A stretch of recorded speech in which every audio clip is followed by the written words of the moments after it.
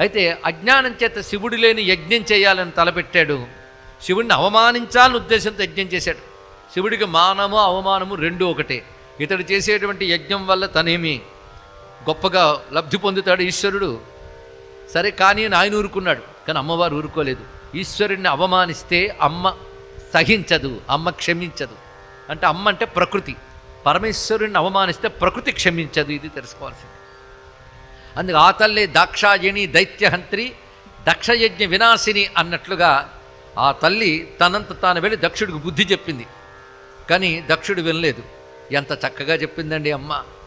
శివుడే దాత భక్త శ్రీ మహాదేవుండు సర్వమును హరుండు శాశ్వతుండు శంభు వేరు చేసి సాగింపవచ్చనే క్రియలు వెర్రివేల వైతి చెప్పుమా. నేను తెలుగులోనే చెప్పాను ఈ పద్యం. అందరికి అర్థమయ్యే తెలుగు, తేట తెలుగులో శ్రీనాథ మహాకవి చెప్తున్నాడు ఇక్కడ. శివుడే దాత భోక్త